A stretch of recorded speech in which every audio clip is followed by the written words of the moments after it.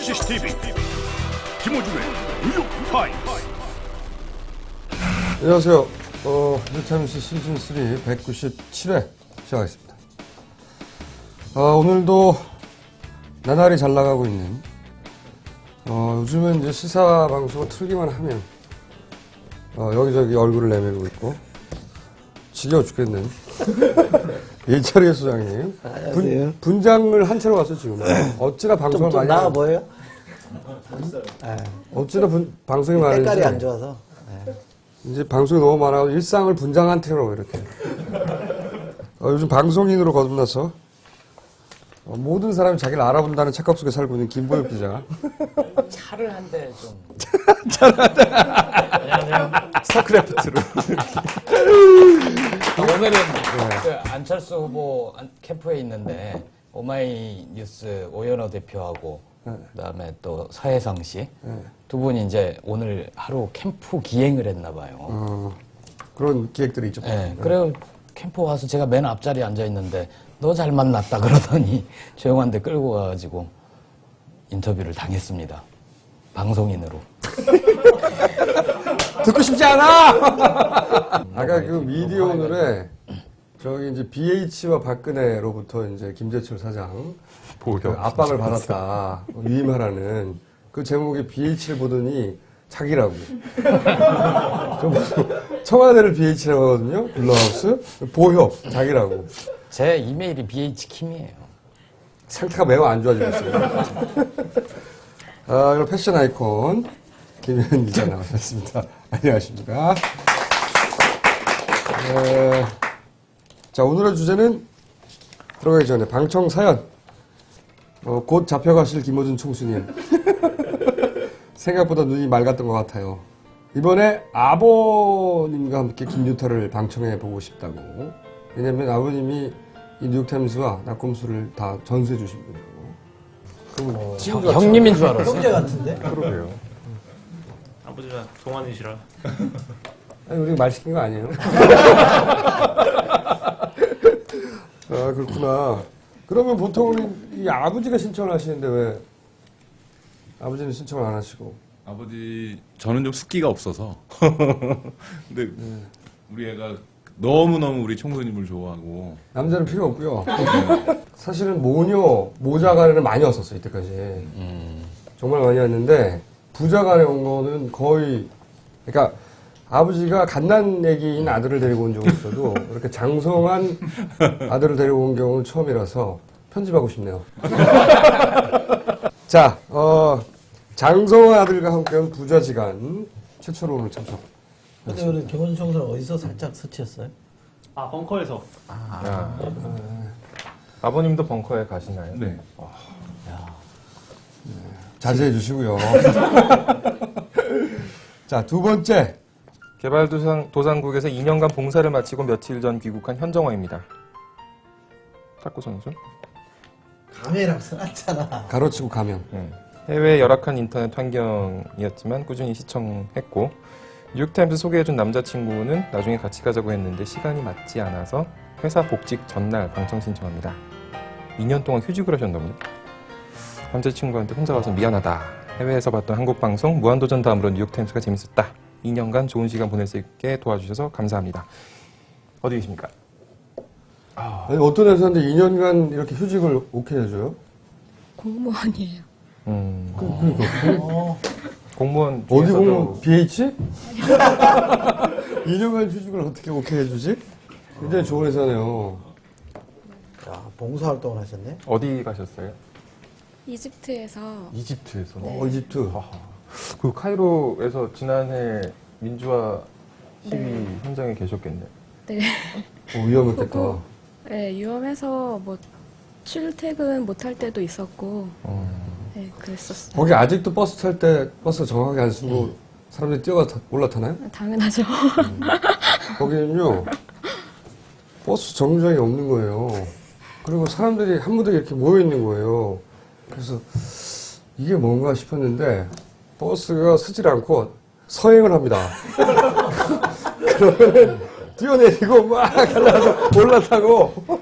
우리로 치면 미니버스 봉고 사이즈 그런 아니, 건가요? 아니, 우리 큰 버스인데도 큰 그래요? 버스가. 큰 버스가 지금 총수님이 말씀하신 네. 것처럼 그러고 작은 버스는 그래도 세워주는 척은 해요. 일종의 이제 생활 스포츠죠. 그 카이로 공항에서 이제 비행기를 타려고 배낭여행 갔다가. 까이로는 본토 발음인가요? 네. 경상도 발언입니다. 저기 뭡니까? 신호등을 안 지키죠, 아무도. 아직도. 네, 신호등 거의 없고 그렇죠. 차선도 없고. 네, 지금 지워졌구나. 네. 차선이 있었어요. 있는데 진하게. 네, 안 지켜서 거의 지워진 상태로 이제 없는 것처럼 생각. 신호등이 원래 그 백텔이라는 회사가 80년대 말에 들어와서 까이로를 도시 정비를 했어요. 또 까이로. 예? 아니, 그 까이로 얘기를 하고 있으니까. 근데 그래서 신호등을 막 거리마다 세웠다고요. 근데 아무도 안 지키는 거예요, 아무도. 빨간불, 파란불이든 아무도 글로 쳐다보지도 않아요.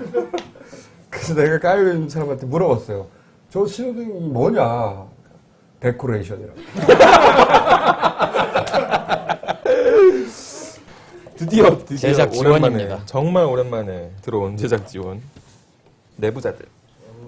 저희 한겨레가 운영하는 오피니언 사이트 훅에 연재되고 있는 작품이죠.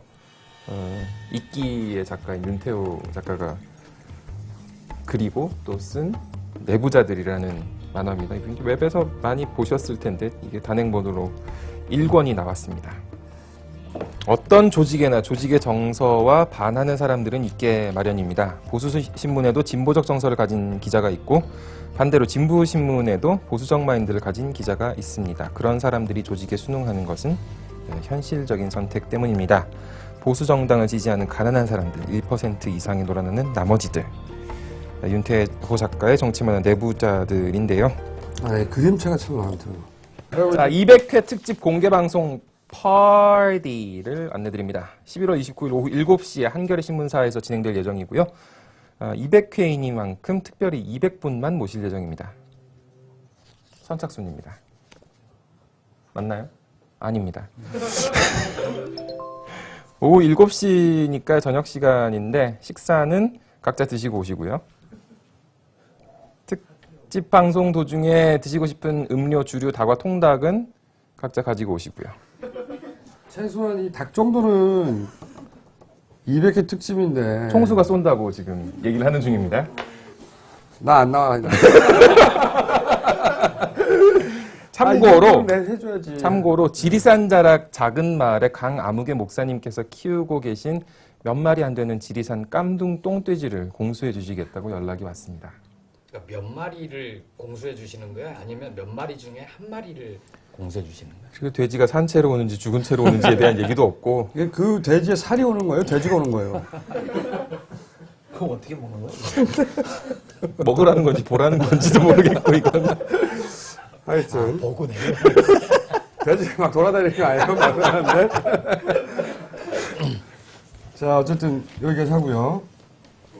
신청은 블로그에서 하면 된다고 하고. 예, 이 특집 방송 신청도 블로그에서 해주시면 되고요. 협찬은 cctv@한이.co.kr로 부탁을 드립니다. 많은 참여 바랍니다.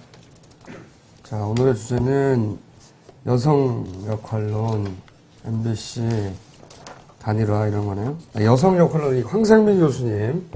요 얘기는 우리가 좀 여기서 해야 되는 게, 황상민 교수님이 이 뉴욕타임즈 1회에 나오신 분이에요, 이분이. 1, 2, 3회까지. 네, 1, 2, 3회, 초반에 1, 2, 3회 하신 분인데, 제가 어제, 그렇잖아도 저희 벙커에 원래 예정돼 있던 강연이 있어서 오셨어요. 오셔가지고 제가, 굉장히 힘들어 하더라고요. 왜냐면 학교에서도 압박이 심하고, 그렇죠. 학교에서 총장이 뭐 사과하라고 했다고 하기도 하고, 그래서 자기는 뭐 사과할 내용이 없다. 그리고 이제 진행하고 있는 각종 연구도 끊기고, 그래서 제가 좋게 생각하시라. 좋은 점도 있다. 일단 평생 처음으로 실시간 검색 1위를 하지 않았냐. 그리고 두 번째로는 이제는 아무 말이나 막 해도 된다. 돌아올 수 없는 다리를 건넜다. 이제는 아무 말이나. 다리를 불사서. 다만 그 지상파 복귀는 어려울 것이다. 실제로 방송 섭외가 이제 들어오지 않는데요. 종편까지요? 그 본인이 나갔던 동아종편의 그 방송만 줄기차게 거기서 왜 별 말 없더냐 그랬더니 좋아한대요.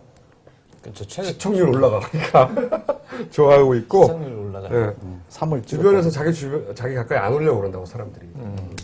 다 원래 잡혔거든 또 없어지고 막 연구 지원하는 것도 끊어지고. 그래서 제가 어쨌든 위로해 드렸어요. 이제 아무 말이나 막 해도 된다. 왜 또 뭐 하나 별명 붙여주시죠?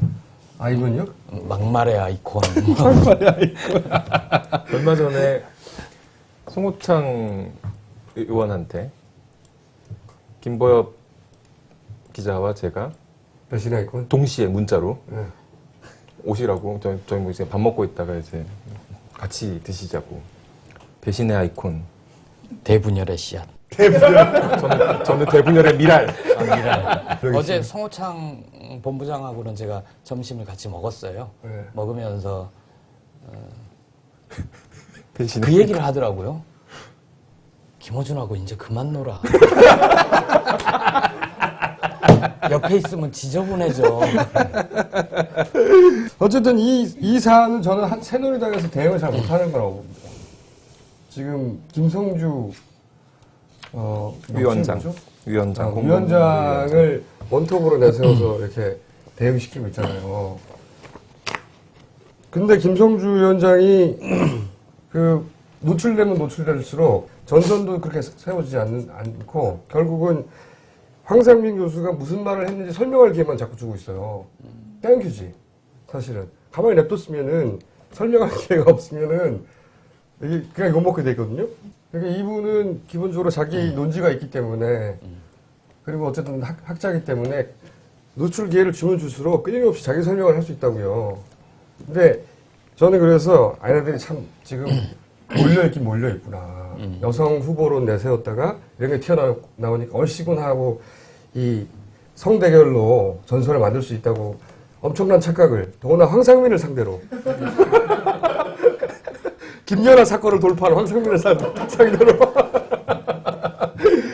그래서 저는 잘못 걸렸다. 이하고 황상민 교수 개인은 굉장히 힘들겠지만 힘들하더라고. 근데 김연아에 이어 대한민국에서 가장 영향력 있는 20대와 60대를 둘 다 건든 거예요. 굉장히 힘들어하더라고. 나 그렇게 나쁜 사람 아니라고. 이 양반은 안철수 후보나 문재인 후보에 대해서도 이런 정도로 걸리는 말들을 많이 했어요 이미. 근데 또 멍청하게 그 침이 없죠. 예, 새누리당에서는 안철수와 문재인이 뒤에 있다고 황상민에 만난 적도 없는 사람을 그냥 아무나 막 갖다 붙이는 거예요 뒤에. 근데 그 논지는 있죠. 이렇게 트윗도 보면 그쪽 분들로 보이는 트윗 보면 그 앞에 쭈르륵 붙이는 의원들이 있어요. 임수경, 김광진, 그쵸. 해가 김용민까지. 김용민부터 출발해. 거기서부터 쭉 해서 이 막말 시리즈. 네, 그 해서 라인에, 그게 네. 다 문재인, 안철수가 배후에 있다. 뭐 이런 식으로. 그 라인업에 집어넣으려고 하는 거예요. 근데 황상민은 너무 뜬금없어 거기 집어넣는 거. 김용민, 김광진 그렇다고 쳐요. 어떻게든 말아내려고 하는 거. 황상민이 여기다 말아내는 건 너무 뜬금없어. 그래서 어쨌든 이 양반한테 노출 기회를 자꾸 주고 이 사람이 이제 발언하는 건 다 언론에 뜰 거 아니에요. 이 양반이 훨씬 논지가 튼튼하기 때문에 김성주 대표보다 제가 보기엔 잘못 들어왔다 이 판에. 근데 후보 본인이 지금 여성 대통령론 이거를 스스로 계속 강조를 하는 것 같던데요, 박근혜 후보가. 그리고 오늘 문화일보 보니까 여성 대통령론 이후에 여성 지지층 결집 현상 이렇게 나오면서 그걸 원하는 거죠. 자기들의 바람을 괄호치고 원한다? 적극 절실히 원한다. 단일화 프레임에 대꾸할 게 없으니까 가장 큰 게 여성의 절반이니 이렇게 갈랐겠죠. 되게 멍청한 전략이라고 보는데 더군다나 이걸 이 선거 맞바지나 뭐 한 보름 정도 나왔을 때 치고 나왔으면 모르겠는데 이거 가지고 어떻게 끌고 가겠어요. 김성주 위원장 소식 뭐 얘기 나왔으니까 소식인데 오늘 아침에 회의에서 그런 얘기가 나왔다고 합니다. 법정 선거 비용이 한 500억 정도 되는데 잘 안 거쳐서 힘들다라고 해서 아니 거꾸는 있어요? 후원금이나 펀드나 박근혜 후보 그걸 안 하잖아요 지금. 어떻게 걷고 있어요? 어떻게 운영이 되고 있나 모르겠네요. 좀 알아보겠습니다. 어쨌든 근데 거기에 대해서 한번 알아보면 알아준대. 알려주나? 거들어 돌아다니시나? 근데 뭐 김성주 위원장이 2억을 내기로 하셨다. 김무성 본부장은 5천만 원을 내기로 하셨다. 라면서 박수를. 자기들끼리? 아니 거기에 또 돈 많은 분은 한 분 계시잖아요. 많잖아, 거기. 정몽준. 혼자 다 내도 되잖아. 정몽준 위원장이죠. 그분도 이제 안 됐어요? 공동선대위원장인데 뭐 거기에 대해서 특별한 말씀은 없으셨습니다. 지난번에 10억인가 내신 적이 한번 있었죠. 아, 그래요? 당비로. 예. 특별 당비. 저는 그 이해찬 전 총재 있지 않습니까? 이해찬 전 총재. 예전에 왜 차떼기 할 때 돈 다 못 찾고 덮었잖아요. 그때 대선 자금 네. 한창 할 때. 그 몇백 원이나 된다고요. 원래 대선 자금은 대선 때 다시 나오잖아요. 이거 좀 찾았으면 좋겠는데 누구 아는 사람 없어요? 나올 때가 됐어요. 이게 풀릴 때가 됐는데. 그리고 이해창 전 총재가 5년 후에 대선에서 다시 무슨 역할을 할 가능성은 제로잖아요. 지금부터 돈 하는데 그렇죠. 그때는 역할도 없을 거라고요. 이번에 그러면 하셔야 된다. 이분의 대통령은 안 되더라도 뭔가 자신이 가지고 있는 영향력과 이런 자금과 역할을 하고자 하는 욕구도 되게 강할 것이고 지금 돈이 좀 나올 거라고 당적이 없나요? 없죠. 탈당 이후에 결정적인 순간에 이제 박근혜 후보를 돕겠네요. 그렇죠. 단일화에 우리도 단일화다 하는 효과를 내기 위해서 지지 선언이나 뭐 이렇게 서서 그런 거 하겠죠. 뭐 그러려고 가만히 있는 거니까 노출 안 되고 그런 효과는 안 나겠죠. 그리고 또 보수 진영에 또 그 후보도 있잖아요. 보수 성향으로 분류될 수 있는 이건계 변호사, 또 그분 강지원 변호사. 네. 이재원 변호사. 그분들도 막판에는 이게 뭐 0점 몇 프로를 하더라도 모이면 그런 분들이 표를 하나 없을 것 같아도 허경영 총재가 0.4%를 받았다는 거를 기억하셔야 돼요.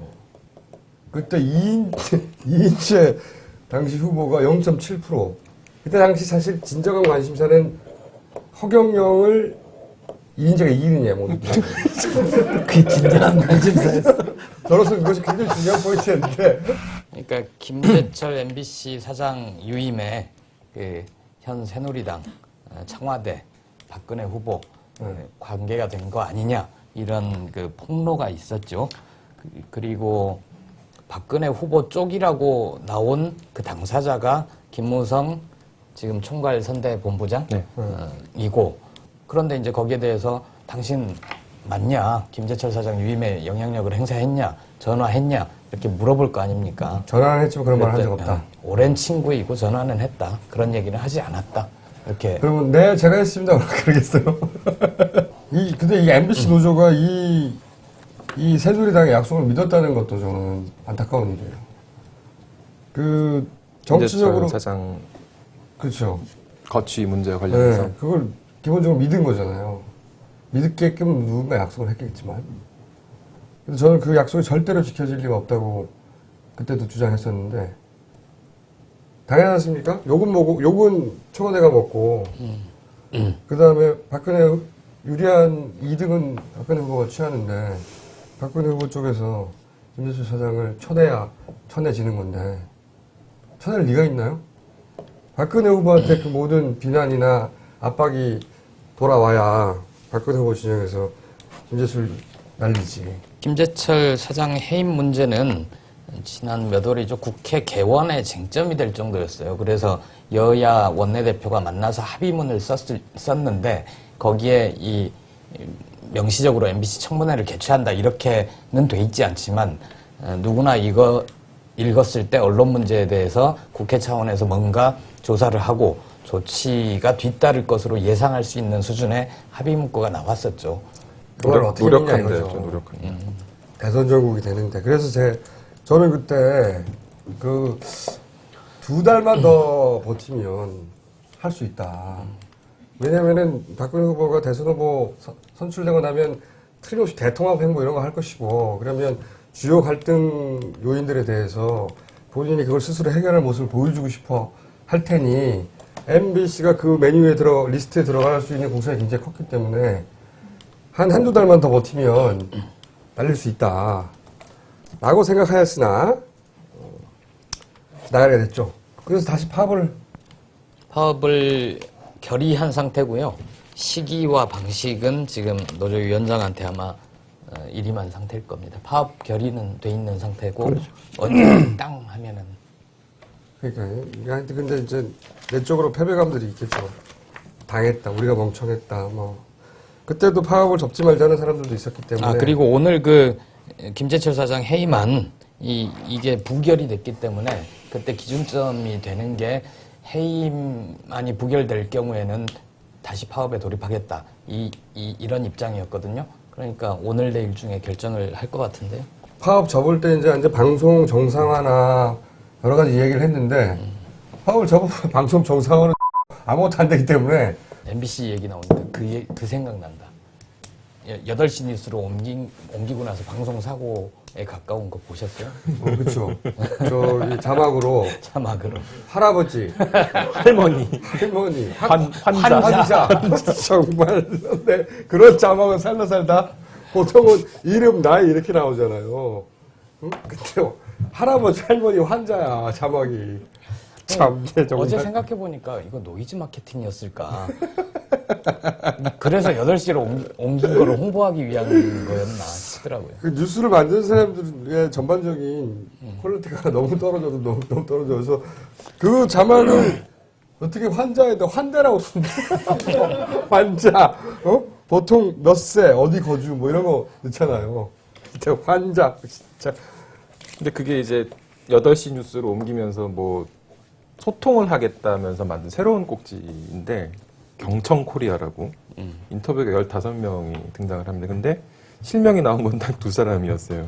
가수 윤하 그리고 가수 김태원. 나머지는 근로자. 근로자, 회사원. 회사원과 근로자의 차이는 뭐야? 대학생. 상인. 그다음에 환자. 직업으로 분류했다고 생각해도 근로자하고 직장인하고 그렇게 구분이 되는 게 아니잖아요. 환자가 직업이 아니잖아. 할아버지가 직업이야? 걔 기준이 없고 걔 머릿속에 떠오르는 대로 환자 이렇게. 보도국 기자들이 모르는 사람이었대요. 이거 만든 사람이. 보도국 기자들이 모르는 미음 아무개씨인데 그러고 이게 편집회의 끝나고 나서 담당 부장이 이제 지금 8시 뉴스 앵커하고 있는 2사람 중에 한 명한테 방송이 잘 나갔다고 덕담을 했다고. 자, 그 다음에는 아이템 이거예요. 사진. 박 후보 인터넷은 화제가 된 인터넷. 이건 우리가 화제를 만든 게 아니고 화제가 돼버렸어. 하나는 이제 안철수 후보의 부인. 김미경 교수를 쳐다보는 박근혜 후보의 이 매와 같은 눈매. 레이저가 나오는. 매화? 아니면 매? 매와 같잖아요. 날카롭게. 유모차 걷기 대회 날이었죠. 그래서 이제 준비 운동하는 걷기 대회니까 이제 준비 운동을 하는데 뭐 팔 풀고 하는데 순간적인 모습이죠. 저는 이 사진 자체는 박근혜 후보 캠프에서는 되게 못마땅하게 생각할 수 있다고 생각해요. 좀 너무 이걸 갖다가 또 강조하는 언론이 있었다면은 이게 좀 악의적인 보도가 될 수도 있는 부분이 있고 그런데 논란이 된 건 이제 이걸 삭제하면서 이게 그게 오바라는 거예요. 사진 중에 보면 소위 이제 그 굴욕 사진들이 있잖아요. 근데 그 굴욕 사진들을 보면 어떤 사람이나 이상한 표정이나 찡그린 표정이나 있거든요. 못생긴 표정. 그럼 그냥 냅둬요. 어쩔 수 없으니까. 안철수 후보는 그런 사진도 가끔 신문에 나와요. 그러니까 어떤 거 나왔어요? 좀 이렇게 약간 어벙한 표정. 이걸 굳이 삭제하라고. 그래서 자기들이 사건을 만든 거예요. 바보들. 요새 이제 사진 삭제 논란이 다시 불거지면서 얼마 전에 한성교 의원의 문자 메시지 때문에 논란이 불거졌었죠. 그러면서 이 사진도 다시 등장을 한 건데 지금 몇 주 된 건데 다시 등장을 한 건데 뉴시스의 해당 기자가 그 불만을 담은 트위터 메시지를 올렸다가 지금 그러니까 그 기자가 어떻게 트위터를 썼어요? 왜 이걸 삭제하냐 이런 식의? 아니죠. 그 공적인 공간인 국회에서 뭐 엉뚱한 짓 하다가 사진 찍혀놓고 사진 지워달라는 전화하면 쓰겠냐 이렇게 뭐 이의를 제기하는 형식의 트위터 글을 쓰면서 옛날에 논란이 됐던 사진을 하나 더 올렸었는데 그 사진이 뭐였죠? 아무튼 그랬었는데 얘기를 똑바로 해. 무슨 얘기야. 나도 잘 모르겠어. 정리가 안 돼서 왜 이래? 빨리 얘기하고 오늘, 방송돼. 오늘 정신이 오늘 정신 색대지 삭제. 이 자막으로 환자 이렇게 바로 치고 상태. 바로 치고 상태. 제가 어제 하루 이제 미국 대선 때문에 국제부에 파견을 잠깐 갔었거든요. 아니 오바마 얘기도 네. 잠깐 하면 대선 얘기도 재밌었어요. 예, 재밌죠. 우리 대선보다 재밌어요. 확실히 다이나믹하기도 하고 뭡니까 의석 확보하고 선거인단 확보하고 투표하고도 그 상관관계가 정확하게 비례하진 않잖아요. 그렇죠. 지난번에 뒤집힌 적이 한 번 있었죠. 그러니까요. 그리고 그 주에 선거인단 몇 명이 배정됐냐에 따라서 그게 크게 배정된 주를 이기는 게 중요하잖아요. 그렇죠. 그게 진짜 재밌더라고요. 오바마 현 대통령이 결국 이겼는데 그거 이기고 나서 좀 무슨 생각했냐면 저 사람 옆에 서 있을 거 아니에요. 우리 차기 대통령. 우리 각하는 참 부끄럽거든요. 옆에 서 있을 때마다. 안 나왔으면 좋겠다. 응? 저 사람 옆에 서서 좀 어울렸으면 좋겠다. 잘. 꿀리지도 않고. 그런 생각 안 하셨어요? 예전에는 그런 얘기 들으면 그 누구예요? 아니, 그러니까. 있을 거 아니에요? 있죠. 어울렸으면 좋겠다, 참. 예전에는 그런 얘기 들으면 아니 왜 사람을 외모로 평가를 하느냐 그 잘못된 거다 논쟁을 할 텐데 지금은 하고 싶지 않군요. 한번 겪어보니까 알겠죠? 한 5년 겪어보니까 알겠죠? 이렇게 그 부시 대통령이 전 세계 정상들 누구 옆에 서도 바보처럼 보여요. 유일하게 우리 각하 옆에 섰을 때 지적으로 보여요. 부시 대통령을 지적으로 보이게 하는 능력자라고 우리 각하가. 드셔? 얘기는 좀 이따 네. 드세요. 수면 부족한 것 같아, 수면. 조금 그렇기도 해요 지금 며칠째.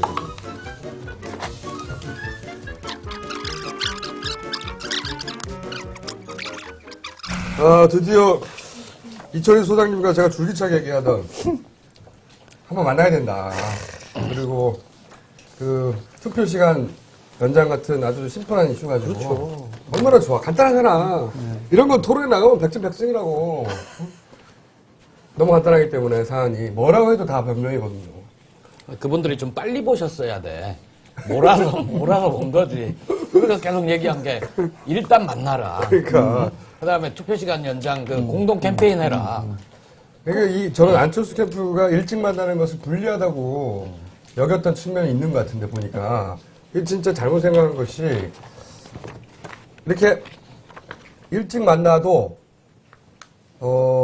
소위 그 단일 후보가 이 사람이 될 것 같은 가능성이 높은 이 사람이 될 가능성이 높은 게 아닌가 하는 짐작만으로 밴드웨건 효과가 있어요. 밴드웨건 효과가 만나는 것만으로 안철수 후보가 더 지지율이 올라간다니까요. 아주 높은 건 아니지만 그래도 반등을 하면 안철수 후보가 더 반등을 해요. 근데 이제 아마 이제 이런 과정을 많이 요리해 본 민주당의 페이스나 전략이나 작전에 휘말리지 않겠는가 그런 우려가 있었겠죠. 당연히.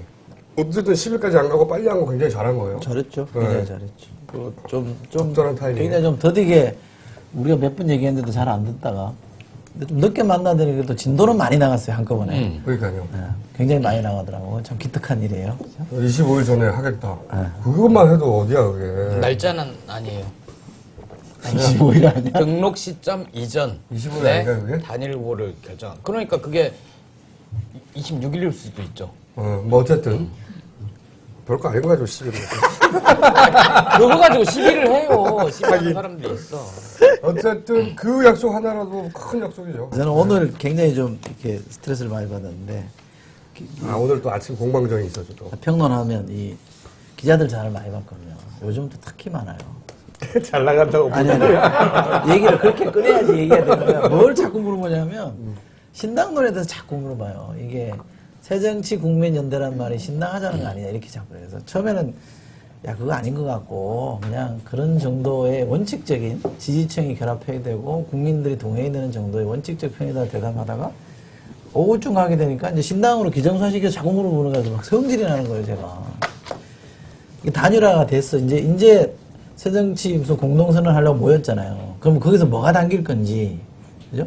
정치개혁이나 쇄신의 명분이 뭔지, 이런 것들이 조목조목 따져지고 홍보가 돼야 되는데, 느닷없이 신당론으로 가버리니까 이게 단일화라는 게 무슨 명분을 만들어가는 게임이 아니고 무슨 정치공학적으로 비춰지기 시작하는 거예요. 그러니까 이거 굉장히 나쁘게 나는 이게 프레임을 설정했다고 이제 이해가 돼서 막 화가 나는 거예요. 그래서 이제 그런 거를 유도하는 거죠. 유도하는 거라니까. 보수 언론에서 그런 질문을 유도하고. 그렇죠. 그러니까 나는 한겨레가 오늘 안 물어봐서 참 다행인데. 그러니까 약간 진보 서양의 매체에서 그거를 물어볼 때는 걔네 애꿎은 그 기자한테만 막 화를 내서 야, 그런 기사를 지금 쓰면 안 된다. 그거는 의도로 가진 기사고 그건 프레임을 심으려고 하는 건데 왜 자꾸 그런 데로 가냐. 지금은 정치혁신의 내용이 뭔지, 정치혁신을 왜 하는지, 또 공동선언에 뭐가 담길 건지, 이런 거를 중심으로 기사가 만들어져야 된다. 그래야지 이게 제대로 명분이 사는 거 아니냐라고 막 얘기했더니 알아들어요. 근데 기사는 써야 되나 봐. 위에서 이렇게 이미 내려와서. 근데 이거 전 초반에 막아내야 말린 거죠, 이거. 말린 거. 이거 잘못하면 말리거든요. 왜냐면은, 굉장히. 난 그 장소를 전날 발표하는 걸 보고, 물론 그날 대화는 사실은 두 양반이 하긴 했지만, 누가 들어도 상관없는 내용이 오갔겠죠, 원론적이고. 무슨 그 밀실에서 한 게 아니기 때문에. 근데 그 장소를 그 전날 발표했잖아요. 마치 제발 도청해주세요. 이런 얘기처럼 저는 들리더라고. 굉장히 근데. 큰 밀실이었죠. 그러니까 100평인데 2명이 달랑 앉아서 굉장히 잘 들리게 아무리 멀리 설치해도.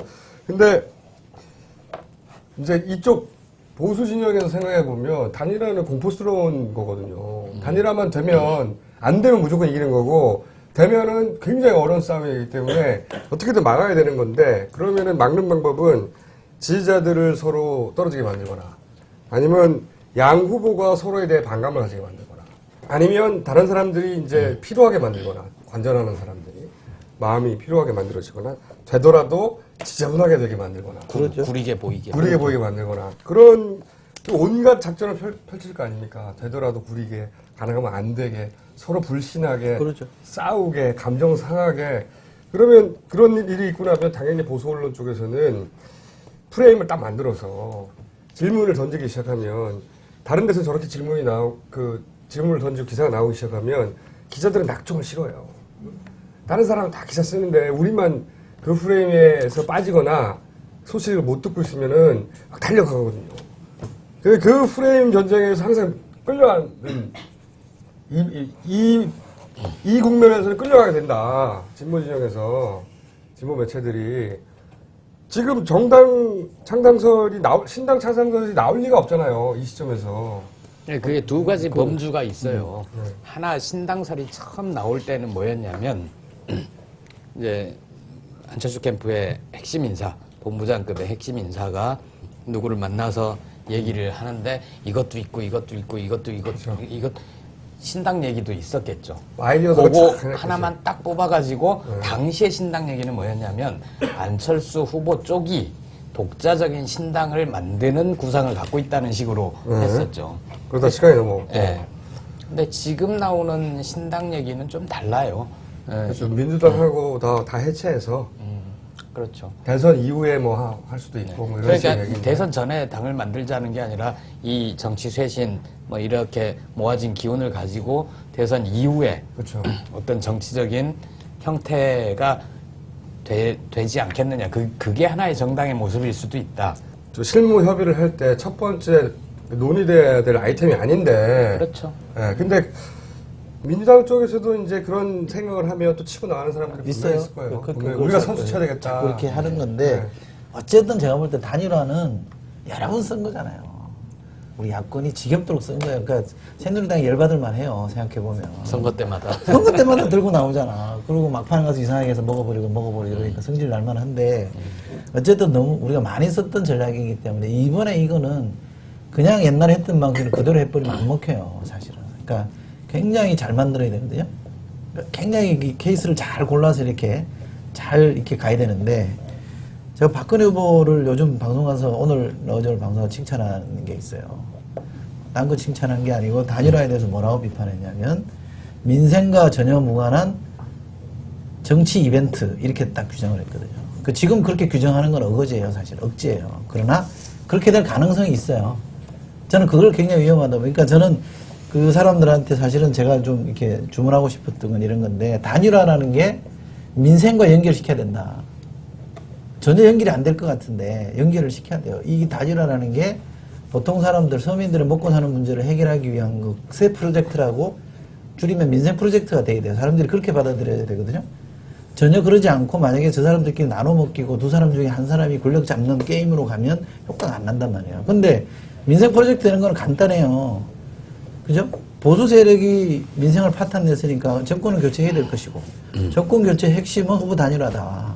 두 단계만 연결시켜주면 로직이 성립이 돼요. 간단하게 갈 수 있는 거기 때문에 두 단계나 가야 되는데 그게 간단해요. 그러니까 그거를 조금 더 부지런히 얘기를 하고 설명을 하면 우리가 이걸 하는 거는 보수 정권이 망쳐놓은 이명박 정권이 망쳐놓은 새누리당이 망쳐놓은 민생을 회복하기 위해서 우리가 이걸 한다라고 끊임없이 주장을 해야 되고요. 그게 저는 좀 7개 합의안 중에 조금 더 분명한 형태로 들어갔으면 좋았다는 생각을 했었어요.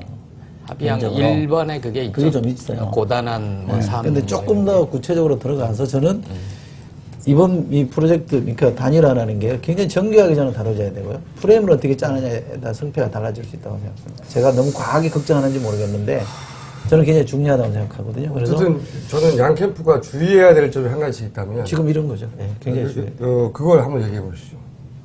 뭐. 이렇게 가까이 계신 양 캠프의 분이랑 마크맨으로서 말하기 좀 물동이를 네.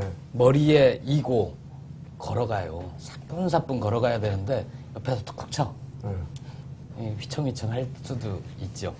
오늘 제가 아침에 출근을 해봤더니 안철수 캠프 인사들이 화가 이렇게 많이 나 있어요.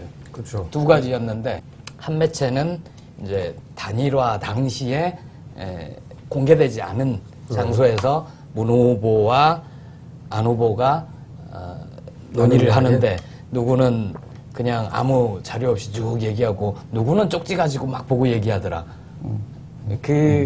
거기에 대해서 일단 화가 났어요. 왜냐하면 그런 걸 보도한 매체가 있었어요? 제목까지 뽑아서 썼죠. 그게 어딨네요? 보통 착한 신문인데 주섬이라는 단어가 들어가 있지 않았어요? 꺼낼 때? 그렇죠. 꺼낼 때 주섬 꺼내서. 그런 표현 자체가 굉장히 주관적이고 착한 매체는 한 개라고밖에 없지 않나요? 여긴 똑똑한 매체. 어쨌든 진보 성향의 매체 중에 네. 그런 보도를 한 것이 있더라. 그래서 나 읽었는데. 당신들마저 그러면 어떡하냐라고 하면서 화가 좀 났던 것 같고 또 하나는 조선일보는 얘기해도 되나? 알아서 네, 나왔으니까. 그렇지. 조선일보인데 자막으로 써서 조선일보라고. 뭐냐면 거기에 딱 한 문장이에요. 문 후보의 실무자는 안철수 후보는 다음 기회도 있으니 그것도 양보하려는 것 아니냐. 단일화 자꾸 밀어놓다가 이번에 덜컥 나와서 양보설. 양보론이죠, 이른바. 양보설인데 그게 이제 기자들이 기사를 쓸 때 중요한 사람이 얘기하면 실명으로 보도를 하지 않을 때는 핵심 인사, 핵심 관계자 아니면 뭐 주요 인사 이런 식의 몇 가지 표현이 있어요. 근데 이 조선일보도 차마 그것까지는 어떻게 못했는지 문 후보의 한 실무자예요. 실무자면 그 캠프에 있는 어느 누구가 다 돼. 200명도 되고. 오히려 가리려고 했구만. 그러니까 뭐 가리려고 했는지 실제 그런 얘기를 들었는지 모르겠는데 한 쿼터가 들어가는데 그걸 또 제목으로 부제로 가져가요. 그거가 바로 원하는 거니까. 그래서 서로 열받게 만드는 게 걔네들의 지금 임무거든요. 그러니까 문재인 후보 쪽에서 제일 화가 나는 얘기는 문재인 필패론이라고 얘기하는 것.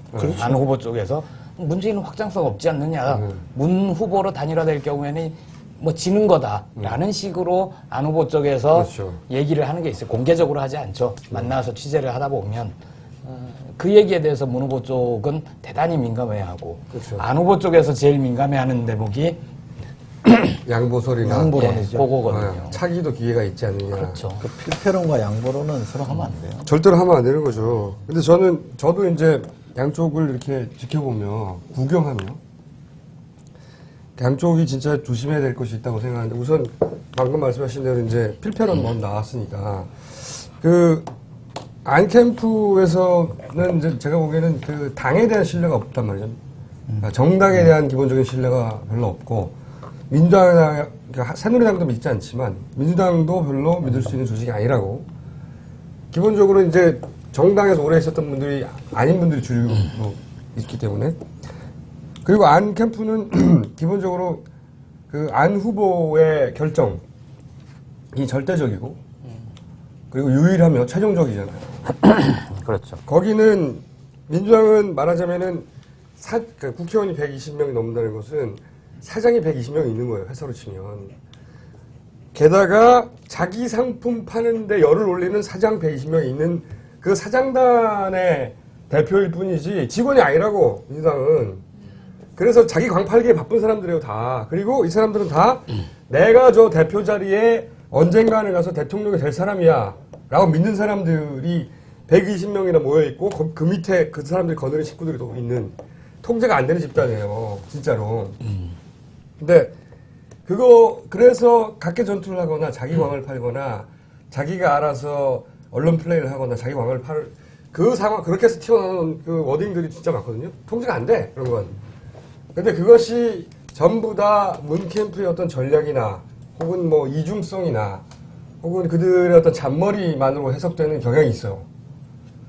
다는 아니겠으나 그렇게 해서 생기는 불신 그 부분은 민주당이 잘했다는 게 아니라 안캠프는 전혀 겪지 않는 단일 사장에 모두가 충성하는 직원들로 이루어진 하나의 회사와 이 사장 120명으로 이루어진 회사하고 붙어 있는 거거든요. 더군다나 그 회사의 소사장도 아니라 다 자기 다 사장이라고 생각해. 그 사람들은 반드시 지금 대표가 꼭 대통령이 돼야 된다고 생각하지 않는 사람도 있어요. 일부. 일부라고 하겠습니다. 일부의 한 표. 그 제가 볼 때 이걸 해소할 수 있는 유일한 방법은 제가 그 월요일 날 만난 거 중에 제일 잘했다고 하는 게 둘이 만난 거야 우리가 만나라고 얘기했으니까. 우리가 만나라고 해서 만났나? 아니 뭐 그거랑 상관없이 우리가 만나야 된다고 주장했던 사람들이니까 만난 건 좋은데 난 깔때기신. 내가 만나라고 했잖아. 이거 아니에요. 발언하세요. 어쨌든 근데 더 잘한 거는 내가 볼 때는 배석자 없이 만난 거야. 그렇죠. 자기는 걸 굉장히 잘했다고 생각하거든요. 이거 아주 깔끔하고 좋았어요. 여기서 힌트를 얻으면 두 사람 간에 직접 소통하는 채널이 있어야 돼요. 지금쯤이면. 그래 오해가 풀려요. 왜냐하면 각 캠프 쪽에서 나쁘게 말하면 분탕질을 치는 사람이 있어요. 내부에도. 내부에 그러니까 안캠을 좀 상대적으로 통일됐다고 보지만 저는 거기에도 독자파들이 있다고 봐요. 물론 있죠. 이 독자파가 그거를 곱하기 한 500배 정도 하면 민주당이 되죠. 이게 막 이 단일화나 연대 쪽으로 못 가게끔 막으려고 하는 사람들도 있거든요. 민주당도 있고 그러면 이걸 극복하는 건 후보들 간의 신뢰가 굳건해야 돼요. 그러려면 둘 사이에 오해가 있으면 바로바로 물어봐서 오해를 풀 수 있는 채널이 유지돼야 되는데 그러지 않고 그냥 보고만 받고 진짜 속으로 꽁 해가지고 진짜 그랬단 말이야 이러면 그게 또 쉽지가 틀어져요. 않아요. 그러니까 그 이게 채널이 있어요. 있어요? 어떤 식으로 있어요? 한 라인? 비서실장 간에 그건 안 되고. 핫라인이 다른 쪽으로 보이지 않는. 본인 아니 둘이 직접 얘기 소화를 당사자끼리 얘기할 수 한다든지 있는 채널이 있어야지. 저는 그것도 있다고 봐요. 저는 없다고 봐요. 저도 없다고 봅니다 지금. 지금은 그럴 수가 제가 없다고. 내일 가서 물어보겠습니다. 지금은 그러기 예전은 모르겠으나 지금 뭐 경호원에다가 보는 눈에다가 사실은 불가능하다 봐요 저는. 그게 있어야 많은 오해를 풀 수 있고요. 제가 볼 때 지금 양 캠프 중에 가장 새롭고 가장 멋있고 가장 개혁적인 사람이 양 후보예요. 다른 어떤 사람들보다. 그 다른 사람들 폄하하자는 게 아니라 두 사람 간의 신뢰가 맺어져서 이른바 뭐 문안 동맹, 안문 동맹이 굳건하게 유지되면 저는 단일화 된다고 봐요. 쉽게 멋있게 돼요. 근데 이걸 협상팀에 맡겨가지고 뭔가 하려고 그러면 협상팀은요 저도 해봤는데 재량권이 없어요. 요만큼의 유불리도 다 따져야 돼요.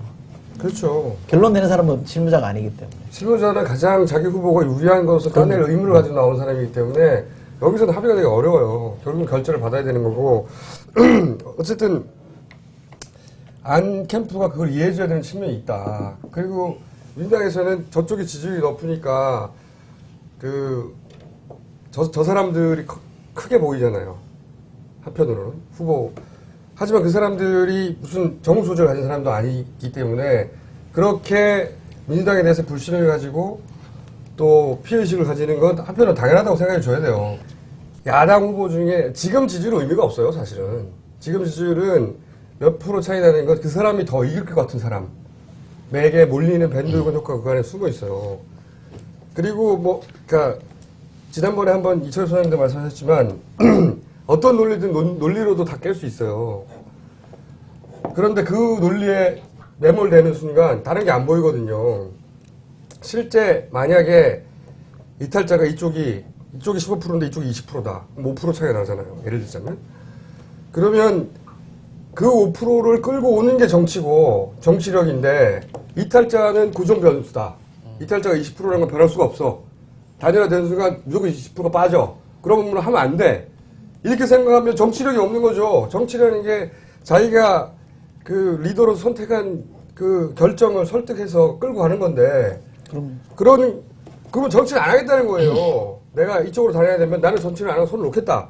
이런 말하고 똑같은 거죠. 그렇게 말하면 안 되는 거거든요, 진짜로. 그러니까 실제로는 어떻게 단일화 되느냐가 중요한 거지 누구로 단일화 되는 것보다. 왜냐하면 문재인으로 단일화 됐을 때 유리한 점도 있어요. 따지고 보면. 안철수로 단일화 됐을 때도 유리한 점이 있고. 그건 아무리 말해봐야 끝나지도 않아요. 절대. 응? 넌 니네는 20, 30대 투표율이 낮잖아. 곱하기 하면 떨어지고 이런 거 끝도 안 나는 얘기라고요. 그런 거는. 가상이기 때문에. 그러니까 누가 되든지 간에 그러면 내 지지자를 끌고 가는 게 내 역할이구나. 이렇게 자임하면 되는 거고. 거기서부터 진짜 정치를 시작하는 건데 그걸 기정사실로 자꾸 논리를 세우니까 말이 안 통하는 거죠. 더 이상. 이거 진짜 위험한 논리다. 고기 하나만 더 보태면 네. 이제 기계적으로 누가 더 많이 이탈하느냐 이 논리의 허점은 뭐냐면 단일화는 고날 투표하는 것처럼 생각해요. 단일화하면 그 단일화된 후보하고 박근혜 후보 간의 경쟁이 최소한 20, 30일은 있어요. 20, 30일 동안 얼마나 많은 변화가 일어날지 모르는 거거든요. 그러면 여기 이 후보를 중심으로 떨어진 다른 후보가 지원하기 시작하면 저는 박근혜 후보의 지지율도 떨어뜨릴 수 있어요. 그러니까 이건 얼마든지 변화의 가능성이 있는 그림인데 딱 단일화하면 고날 투표하는 것처럼 기계적 셈법만 가지고 얘기하는 거기 때문에 그것도 굉장히 악의적이에요. 그렇죠. 반드시 이 이탈자들은 유지될 것처럼 그렇지 않아요. 어떻게 하느냐에 따라서 얼마든지 설득할 수도 있고 더 많이 떨어뜨릴 수도 있는 거죠. 근데 민주당에 대해서 가지는 절대로 민주당이 하지 말아야 된다고 생각하는 게 뭐냐면 민주당은 이제 안철수 꽃감으로 생각하거든요. 이 빼먹으려고. 네, 빼먹어. 지지율만 싹 빼먹고 그러죠. 그 다음에 우리 후보로 된 다음에 이 생각만 하거든요. 안 그래요, 일부. 일부. 그렇지. 일부 그렇게 생각하는 사람이 일부. 그러니까 민주당에서 보여줘야 될 태도는 안철수가 단일 후보로 되더라도 민주당이 진심으로 그걸 받아들일 자세와 태도를 보여야 돼요. 그래야 상대방이 그 의심을 풀고 그 테이블에 앉죠. 단일화 논의의 전제 조건이 그거예요. 그렇죠. 네. 근데 그런 그 신뢰를 준 적이 없다고. 지금 사실은 그까지는 안 가 있지. 그러니까 솔직히 민주당도 양쪽다. 물론 민주당이니까 당연히 그 안철수 캠프가 안철수가 돼야 되는 이유를 계속 디벨롭 하듯이 여기서는 당연히 문재인이 돼야 되는 이유를 디벨롭하는 게 당연하잖아요. 그런데 여기서는 안철수는 뭐 정당이 없으면 안 되고 상당 막 이유를 쌓아서 결국은 우리는 정당이 있고 경험이 있으니 안정을 찾을 때 우리한테는 오게 돼 있으니까 꽃가루를 쏙 빼먹어야지. 그걸 말로 이렇게 격하게 표현해서 그렇지 그런 베이스가 깔린 태도로는 이 협상에 나와서 진전이 안 된다 이거지. 상대를 신뢰가 만들 수 없다 이거죠. 그러니까 안철수가 단일 후보가 되더라도 민주당이 떨궈져 나갈 사람 떨궈져 나가더라도 나머지는 총력으로 최소한 문 캠프는 안철수를 당선을 위해서 뛸 자세가 돼 있다. 그걸 당연히 그렇게 되어야 된다고 생각하지 않더라도 그렇게 된다면 그건 보여줘야지. 그거 재밌겠네. 어떤 거요? TV 토론이 한 차례 있잖아요. 그거는 뭐 이렇게 정식으로 하더라도 우리 같은데 아니면 한겨레 TV나 아니면 다른 어디가 할 때 두 후보가 당신이 후보가 되는 게 맞다. 서로 당신이 돼야 되는 이유를 나는 이렇게 생각한다. 상대가 후보가 되어야 하는 상대 이유. 후보가 돼야 되는 이유를 가지고 논쟁을. 에이. 누가 하겠어요? 그 민주당의 문제는 뭐 공동정부라 그랬잖아요. 그러면 양 세력이 같이 집권하는 거잖아. 그잖아요. 그럼 경험도 서로 전수하고 이렇게 나누면 같이 갈 수 있는 건데 그걸 아직 같이 간다고 생각 안 하는 거야. 그죠. 한 팀이라는 생각 아직 형성이 안 돼 있더라고. 민주당은 기본적으로 안철수 세력 혹은 안철수 캠프를 잘 싸먹어야지 이렇게 그렇죠. 접근하고 있는 거예요. 그걸 누가 몰라요. 태도가 드러나지. 그 생각을 버려야 된다니까. 대등한 세력을 인정하고 그 사람들 이쪽이 되더라도 그러면 우리가 총력으로 지원해줘야 되는구나. 진짜로 스스로 믿어야 돼요. 그래서 후보들 간의 신뢰가 중요하고요. 후보들이 성큼성큼 이렇게 걸어 나가야 이게 돼요. 안 그러면 중간에서 콕 쳐지고 해서 성큼성큼 가는구나. 네, 그렇게 새누리당은 나가면 요새 뚜벅뚜벅 걸어간다고 많이 하는데. 문재인 후보가 주로 잘 쓰는 요새 그 문학적인 그 표현. 좋은 얘기하는데 왜 새누리당 얘기가 나와? 그러니까 새누리당이 요새 얼마나 답답한지 알겠어. 이렇게 단일화 얘기를 많이 했는데 할 말이 없어. 그래서 들고 다니는 여성 후보는 답답해가지고 너무 빨리 계속하세요. 너무 오래 끌어. 너무 빨리 네. 빨리 꺼낸 이 후보는 프레임이 너무 없다 보니까 이게 떨어지면 이게 동작이 나옵니다. 그래서 이제 네. 하여간 단일화도 이번 주 넘어가고 내일 주쯤 되면요. 내용을 어떻게 채우느냐가 굉장히 중요해요. 이것만 가지고 이제 흥행이 잘 안 돼요. 사람들도 지금은 관심이 싹 쏠렸잖아요. 근데 마냥 안 가잖아요. 그럼 뭐 이렇게 내용을 넣어줘야 되는데 뭘로 채울 건지는 양쪽에서 진짜 많이 고민해줘야 돼요. 근데 마냥 갈 거라고 생각하면 저는 아닐 거라고 봅니다. 이렇게 어느 날 또 한 번 이게 잘 안 돼가 어느 순간 갔는데 25일 직전까지 실행에 벌리고 그러면 진짜 피로감 생기고요. 이탈해버려요. 저는 굉장히 누구로 위험해질 수 있습니다. 누구로 단일화 되느냐가 핵심인 것처럼 양쪽의 이제 골수 지지자들은 얘기하는데 핵심은 그건 아니죠. 그렇죠. 어떻게 단일화하느냐가 핵심인 거예요. 문재인이 되든 안철수가 되든 지저분하게 되면 지는 거고요. 나이스하게 되면 누가든 이기는 거예요. 사실은 두 사람이 공동 후보예요. 공동 후보라고 보시면 돼요. 둘이 공동 후보일 정도로 힘을 합쳐야지 이겨요. 한 사람만 후보되고 한 사람은 그냥 아웃사이더 돼버리면 못 이겨요. 그리고 그거를 너무나 잘 아는 것은 오히려 이 양 캠프가 아니라 새누리당이에요. 더 잘 알아. 그렇게 되면 되는 거예요. 그렇기 때문에 그렇게 안 되게 하기 위하여 얼마나 많은 노력과 이간질과 음해와 또 알바들 동원과 그런 걸 하겠어요. 공동선언이 언제 나와요? 나도 저렇게 말 좀 편하게 해봤으면 좋겠다.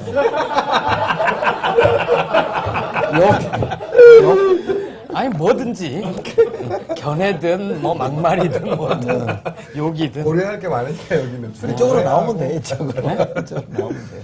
기자직을 버려야 되죠 그러면. 에이 답답해라. 그리고 공중파에 나갈 생각을 하지 말고. 안 해요. 그 공동선언 언제 나와요? 그 오래 끌면 안 되는데. 그러니까 그럴 것 같지, 오늘 좀. 제가 그 기사를 쓰고 왔거든요. 참 불안해.